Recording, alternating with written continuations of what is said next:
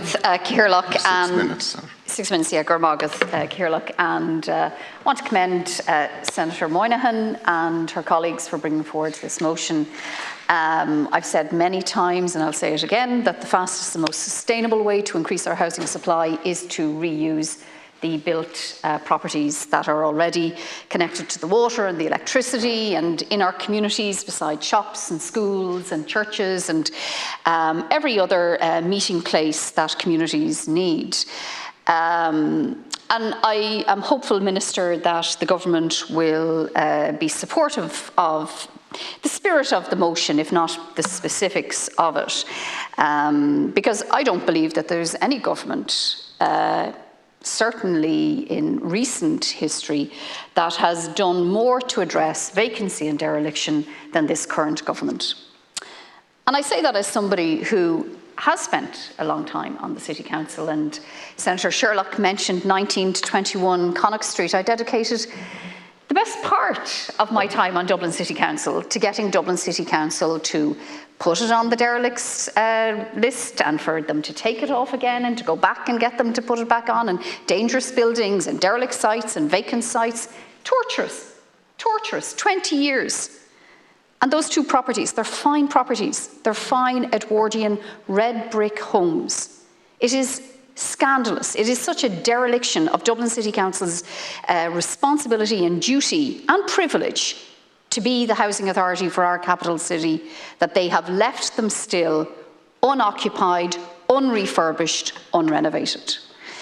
And they're only one example. They're one tiny example. Up the road, Vacant Street Hospital. Dublin City Council owns it. What are they doing with that? What's the excuse? They're waiting for the fire. Exactly, they're waiting for the fire. I mean, it isn't funny. It genuinely isn't funny. It is scandalous. It is completely unacceptable. And I think in that context, I support the motion. But where I take more hope from is what we've witnessed in the course of the last year, the last 12 months. The Croí Cónaithe grants, those vacant and derelict grants, I argued very hard within our own party for them, and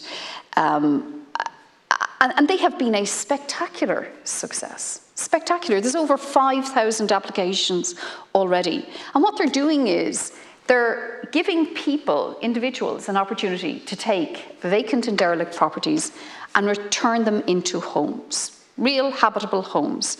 And those grants are transforming communities. They're transforming communities all over the country.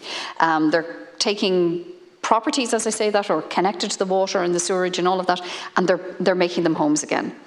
I also would commend the government, and again, it was something that I pushed very hard for, the vacant property tax. You know, we were told it couldn't be done. We were told, no, it wouldn't work. Well, not only did we get a vacant property tax introduced, but we've had it introduced. It is creating for the first time, because the opening lines of this motion talk about the various numbers. And there's so much debate. We've wasted so much time at the Joint Oireachtas Committee on Housing talking about, is it 50,000, is it 166,000? It doesn't really matter. Whatever the number is, it's too many.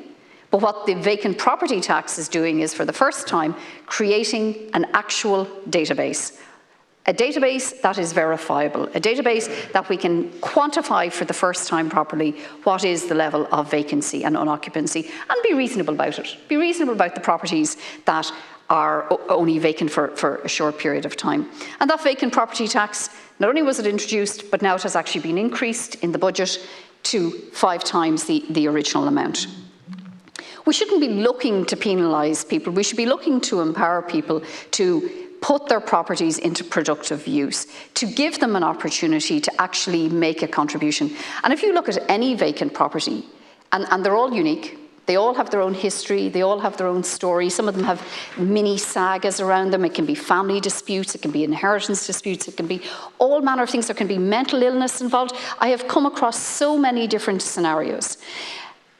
But what we need to do is encourage and support and guide. And the provision of this government of vacant housing officers for the first time in every one of the local authorities, 31 local authorities, means that there is somebody in each local authority who's actually on the ground, who knows what's going on in the communities, who is familiar with the properties, who can support both the local authority members and the general public. The grants, the funding have been given to the local authorities so that they can be easily accessed, so the application process is simple and that the funds can actually be drawn down and the houses returned into use.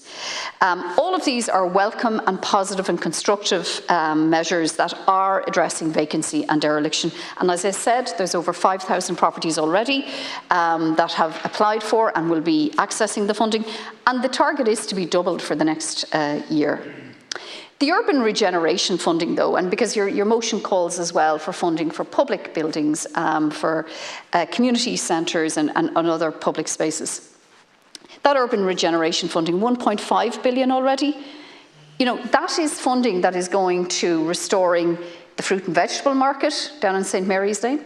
It is going to Closh on Parnell Square. It is going to the public domain on Mount Joyce Square. That urban regeneration funding is funding for local authorities. I agree with you, Senator Moynihan. I think our local authorities need to be more ambitious. I think they need to put more energy behind it. They need to stop stepping back and using excuses and shying away from what is an enormous opportunity for each local authority to actively and really positively regenerate their areas of responsibility. Gar Mágath.